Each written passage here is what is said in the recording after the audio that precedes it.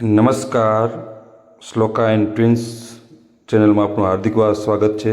આજે એક ધાર્મિક સફરની મુલાકાત લઈએ છીએ। શરૂઆતમાં સરસ મજાનો સીન આપ જુઓ, મોરલો કળા કરે છે। ત્યારબાદ અમે અમારા ગામના રામાપીરના મંદિરે આવ્યા। સૌથી પહેલાં તો ગામમાં જ દર્શન કરાય।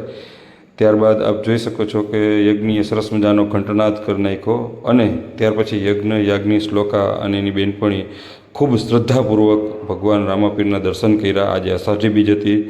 ત્યારબાદ અમે અમારા ગામના એક સાઈડના રસ્તાથી એ તરફ જવા માટે નીકળ્યા છીએ અને ખરેખર ગામડાનો સુંદર નજારો, સુંદર વાતાવરણ આપણા મનને પરમ શાંતિ આપે છે। ધીરે ધીરે આગળ વધતા જતા હતા। ઘણી જગ્યાએ સરસ મજાનો લીલો પાક લહેરાઈ જતો હતો। ભગવાનને કહી કે વહેલી તકે વરસાદ કરી દે, જેથી કરી સૌ પર મહેરબાની બની રહે। આપ એક આ વિડીયોમાં જોઈ શકો છો, બાજુમાં એક સરસ મજાનો બંગલો બનેલો છે, જે એક જામનગરના નામાંકિત બાળ ડૉક્ટરનો છે। જો આપને આઈડિયા હોય તો જણાવજો। ત્યારબાદ જામનગર રાજકોટ હાઈવેની નજીક પહોંચી ગયા અને જેમ જેમ મંદિરની નજીક જઈ રહ્યા હતા એમ એમ આપણને એક અલૌકિક શાંતિની અનુભૂતિ થાય। આપ જોઈ શકો છો કે હવે તો ફક્ત થોડુંક જ કિલોમીટર રહ્યું છે, જેને નકલક રણુજા અથવા નાની રણુજા પણ કહેવાય છે, કેમ કે કાલાવાડ તાલુકામાં આવ્યું છે એ મોટી રણુજા છે। અમે ધીમે ધીરે રસ્તો કાપીએ છીએ। આપ અત્યારે જે સીનમાં જુઓ છો તો ડાબી બાજુ એક વૃદ્ધાશ્રમ આવ્યું છે।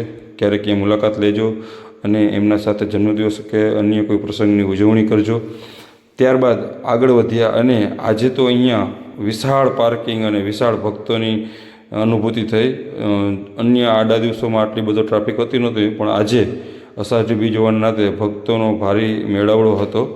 ત્યાં અમે પાર્કિંગ કરી પછી ત્યારબાદ આગળ વધ્યા અને તરત જ બજારમાં નાની મોટી દુકાન હતી જેને રોજીરોટી હાલતી હોય એ જોવા માટે યજ્ઞ યાજ્ઞી શ્લોકા સૌને ખૂબ જ મજા આવતી હતી અને આનંદ કરતાં કરતાં આગળ વધતા હતા। કુતૂહલ વંશ બધું જોતા જતા હતા અને આગળ વધી જોયું તો અહીંયા શરબતનું વિતરણ થતું હતું। આખા ઉનાળામાં શેરડીનું રસ દાતાઓ દ્વારા વિતરણ કર્યું હતું। ખૂબ અનુકરણીય કાર્ય છે। ત્યારબાદ થોડાક આગળ વધ્યા અને જોયું તો થોડુંક શોપિંગની નજારો કર્યો। કશું લીધું નહોતું, કેમ કે ત્યારે કાંઈ એવો એટલું બધું આટલી ભીડ હશે એવો કાંઈ આઈડિયા નહોતો।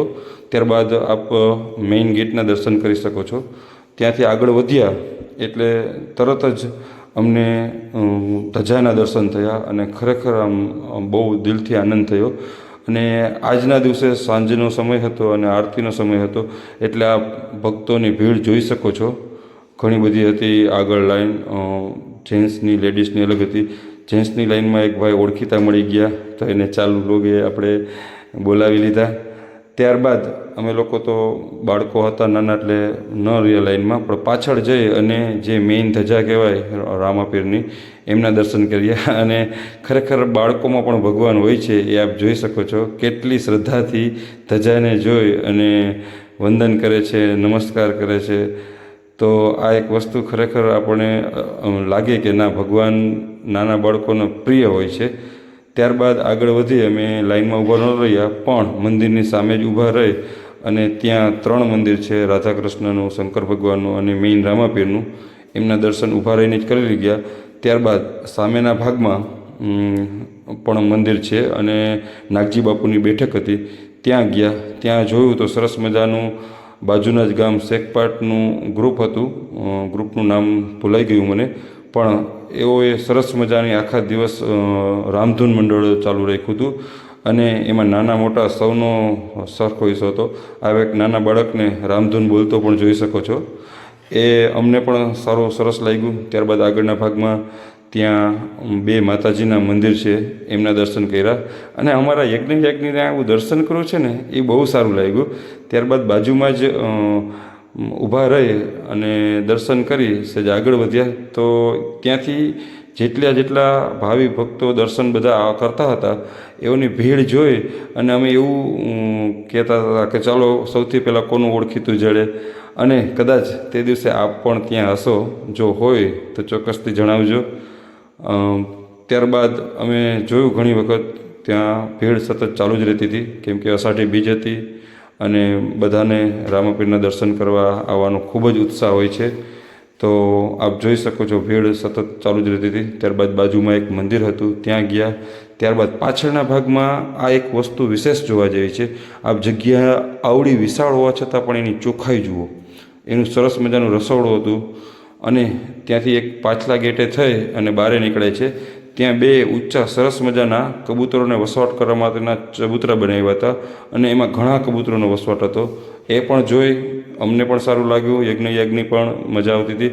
એક બાજુમાં સ્કૂલ જોવા દેખાણી અને સરસ મજાનું નવું બાંધકામ હતું, તો એમને પણ વિડીયોમાં કેપ્ચર કરી લીધી. અને આ બાજુમાં સામે જે જોવો છો એ ગેટ છે એ ગોકુલપરા ગામનો છે. શુભ નાનું સુંદર રળિયામણું ગામ છે. અને આ જ જગ્યામાં આગળના ભાગમાં સરસ મજાનો બગીચો છે, જ્યાં આપ શાંતિથી બેસી શકો છો અને બાળકો સાથે મજા કરી શકો છો. અંતે જેની રાહ આપણે જોતા હતા એ અષાઢી બીજ જોવા માટે અમે આગળ વધ્યા અને કિસ્મત ભગવાન ભેગા હતા, તો સરસ મજાના ચોખ્ખા એકદમ અષાઢી બીજના દર્શન થઈ ગયા. આપને પણ અષાઢી બીજના રામ રામ અને ખૂબ ખૂબ શુભકામના. ચાલો મળીએ. જય હિન્દ.